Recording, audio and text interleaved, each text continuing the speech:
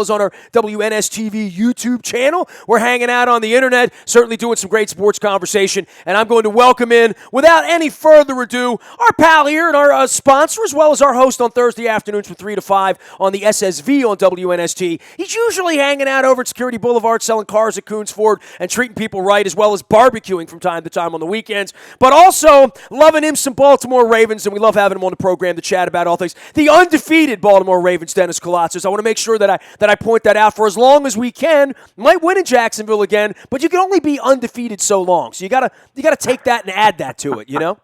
We're certainly not going to apologize for being undefeated, Nestor. I don't care who we play. 2-0 is a lot better than 1-1 and 0-2, and it is what it is. I'd rather win ugly than lose pretty, which we've done plenty of this past year. Well, look, for the coaching staff, there's plenty to be concerned about. There's plenty of coaching up points, but by and large, I'm kind of okay with how this is going. I mean, I can complain about a Flacco pick. I can complain about, allowing the Browns to get a first down. I can complain about a lot of things here, but I really can't. I mean, it's better than we expected to some degree. 2-0 is what we wanted to be, where we want to be. We're heading to Jacksonville. I'll be down there with full coverage this weekend. But I can find the things to pick on. What are you concerned about?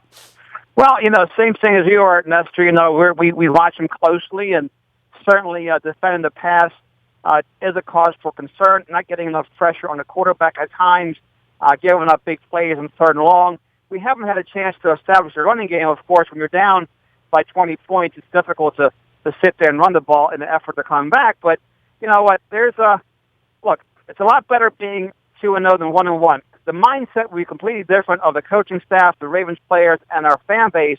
If we were 1-1 going down to face a desperate 0-2 Jacksonville team that had a lot of talent on it, a quarterback that can throw the ball well, a streaky quarterbacks, with wide receivers, a solid defense, playing in front of a home crowd, it's going to be a tough out. So a lot better position at 2-0 versus 1-1 right now. From seeing these other teams around the league, I guess the concern would come in of who's going to stop the Steelers' offense at this point, that the Patriots have won a couple of games that a lot of folks think that they could. Certainly the Arizona game was a game folks thought they couldn't win. And then, just seeing where the rest of the division, Houston playing well, but the Cincinnati-Pittsburgh thing over the weekend, seeing those teams and wondering how we match up against them, because that's really what it's all about, and not losing to the likes of Cleveland and Buffalo.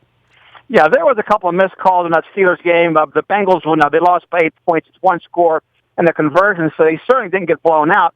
We match up well against the Steelers. This team is built to beat the Steelers, as we saw twice last season with backup quarterbacks. I'm encouraged by the offensive line. Left tackle there, Ronnie Stanley, Alex Lewis filling well at left guard. I'm encouraged by the offensive line. I'm encouraged by this kid Pierce at defensive tackle. They've got some talent there, so I think we match up real well with the Steelers. I'm not that concerned about it. It's still very early, Nestor. Anything can happen. We saw the Seahawks lose 9-3 to the Rams, who got crushed by the 49ers. So still, at this stage of the season, it's still difficult to separate the players from the contenders from the pretenders. And as we go on through the season, time will tell. But I like our chances. I think it's a hard-nosed, typical John Harbaugh ball club. And as long as we can do a good job in the trenches, and we also have special teams that the Ravens have always excelled, and that's been the X factor. And how huge was that 2-point play this past Sunday? Well, just seeing Devin Hester run around a little bit, looks like he's got a little bounce in his step, and certainly has some field vision. Same thing we see from a guy like Forsett every time he touches the ball, and Luke and I have talked about that. The one thing that I didn't see coming was this arsenal of receivers, right? And I don't know where Perryman's going to be, but when he's out on the field, it's pretty obvious he's an NFL player and can do this to some degree. We know what Steve Smith is, but this Dennis Pitta reemergence is one of the really cool stories. I'm trying to treasure it while it lasts. And he might play 10 more years in this league. Who knows? But, there's a guy that I think every one of us had not bet against, but had counted out somehow. Oh, no question about it, Nestor. I completely missed that. I never thought he would come back. I never thought he would play an NFL game. Never thought he'd catch another pass. For him to catch 9 balls from Joe Flacco, be a security blanket on 3rd down, catch over 100 yards. How big was Pitta? And you take a guy like Kamar Aiken, who was a star last season, he's having trouble getting some catches because of all the talent, to your point, that's all around him, with the Perryman or Smith Sr.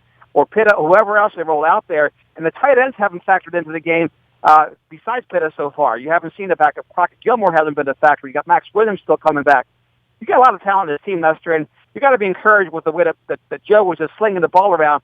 And I love the guy. He just doesn't have a conscience. He throws a pick, he comes right back, very confident in himself and his arm, and puts the ball right there, put the team in his back, and led them to victory. He is Dennis Kalatzis, Coons Ford of Security Boulevard, joining us here. And, of course, talking some sports on Thursday afternoon as well. Anything you got for the Orioles this week? I mean, you and I are part of the problem. We are the empty seats, right? We're the ones who don't go and then have to defend why we don't go to some degree. But, people are now alarmed, right? I mean, there was a feeling all year long that when the Red Sox come at the end, people are going to come out. The tickets are only $14, $16, whatever. They're not coming. And there's a Don Henley song. They're not here and they're not coming. They're not here and they're not coming. So. Well, I saw a stat whether it was last year or the year before when we had a similar situation, and we had 39,000 at the park versus 19,000. That's a big swing. 20,000 less fans in the middle of a pennant race. I mean, that has to be cause for concern for the power that be, I would think. I don't know. I mean, I don't know if the powers that be are major. I mean, I don't think they really. I mean, I think the people around the office care, and I think there's. Okay. I mean, the ownership hasn't been heard from for this century, literally. About anything. So I don't know what their opinion of an empty stadium in the middle of the pennant race would be. But I know this: they're making a lot of money. If your dealership were empty and no one were buying cars, you wouldn't be happy because you're not making money. That's the way most businesses work. They're a different kind of business. I mean, they really are. They are, Nestor. From a competitive standpoint, I know you're competitive, I'm competitive, my organization's competitive. We hate to lose. We love to compete. We love to keep score. I can't imagine an organization in professional sports being apathetic like that. But that's what I'm still seeing. I'm still seeing signs of apathy. So when they go all in, I'll go all in. If they go in halfway, I'll go halfway. If they stick a toe in the water, I'm doing the same thing. Well, what's the stick in the toe in the water for you? What is your thing? Not loving baseball anymore? Because I'll hear that too. Or is it not loving the Orioles? Or it's certainly not. I don't come downtown because you and your wife and your family, you come downtown. I mean, you're not one of those people afraid to come downtown at 6:30 on a Monday night and park your car and walk over to the ballpark. But what could they do? I mean, I guess that's the question we're asking now. I mean, there's a lot of things they could do just in regard to me personally and my family, quite frankly, and my business. But what could they do to get you to the game? Well, that's a good question. I think they lost a lot of fans the last time they had a strike. There's a lot of other things to do besides watch baseball. It's a long game. You have to really love baseball to sit there and watch it for 9 innings and sometimes more. And a lot of us have kind of gravitated away from that. We like action sports, football, UFC, hockey, basketball, where you have end-to-end action. So you got to really be a purist to love baseball these days. I think a lot of older people still listen to it on the radio, or they watch it on the radio. That's just what they do. And I admire that, but I just don't have that in me. I don't know what they can do to make it to attract someone like me who's on the fence, a casual fan, to get down to the ballpark. Safety's not an issue for me. We're both city people, my wife and I, so it's never been a concern. We'd like going in a couple times a year, but that's about it, Nestor. And again, if you give me a parking pass, sweets, some food, I'm all in. I'm coming down. I'll keep that in mind. I mean, that sounds like a tailgate before a Ravens game, everything you're describing there. Except the comfortable bathroom. If you have a comfortable bathroom in the stadium, you still got spotted pots for a tailgate, as far as I know. But the passion, I think, for the Ravens versus the Orioles, it's just day and night. I mean, I see it. I feel it. I see it. Why is that? Is it the inherent nature of the sport being violent and rah-rah and the 50-year history? Because we got a lot of history with baseball here, I think we also, we've won 2 championships and two Super Bowls since the Ravens have been in town. I think that helps a lot. But I'm just looking at jersey count. I mean, right now, I'm seeing 100 Ravens jerseys to 1 Orioles jersey, and it shouldn't be. The difference shouldn't be that great. Should be a little bit closer to that.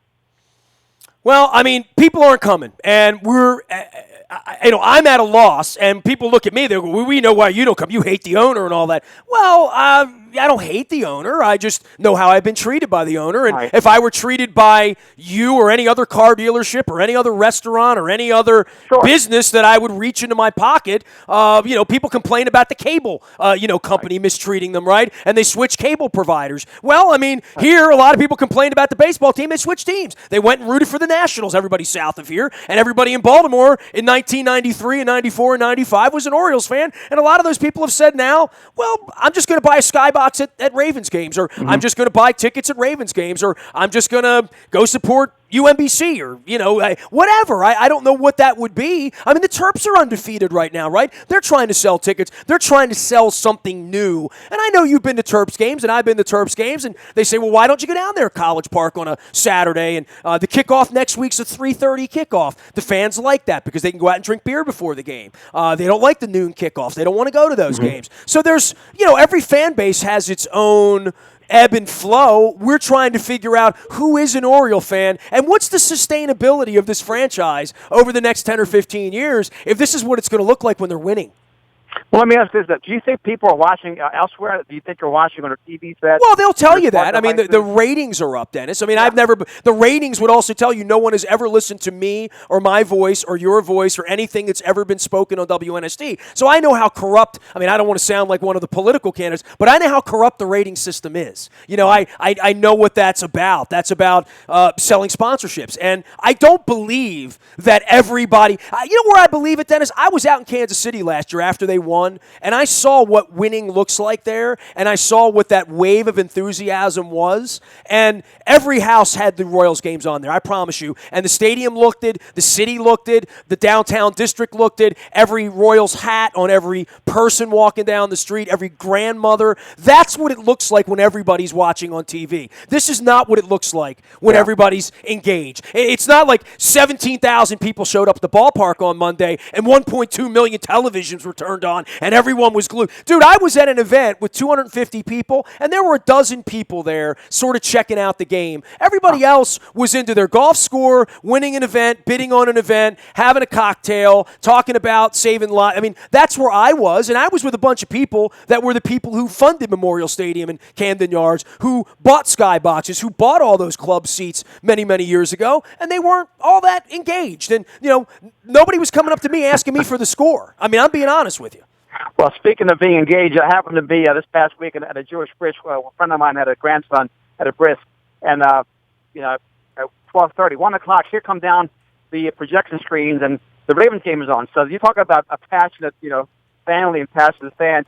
We watch what we want to watch when we want to watch it. I know in my household we have 3 or 4 devices going at the same time. The other night, I had Carson Wentz and the Eagles against the Bears on TV.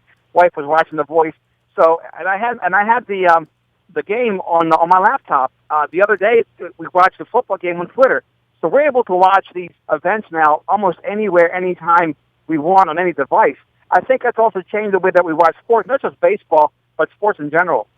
I think staying home and being passive, when you watch 162 games, right? So a guy like me, I will watch 140 cover to cover because it's my job and it's what I do.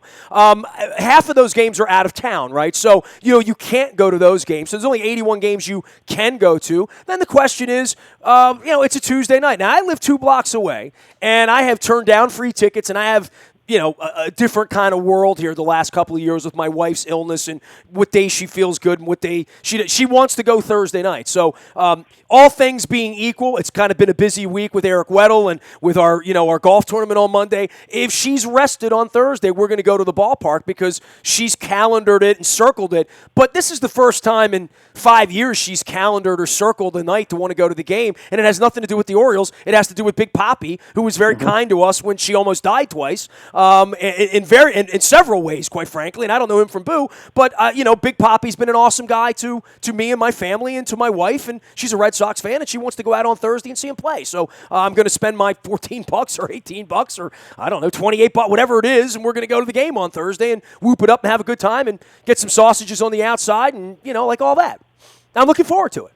Well, you have a reason to go, and that's a great thing. But again, for a guy like myself, I work a lot, and it's a lot for me to take off on a weeknight, go out to the ballpark, no matter what the circumstances are. It's also tough for me to go to Ravens games, but the Sundays does make it a lot better for me.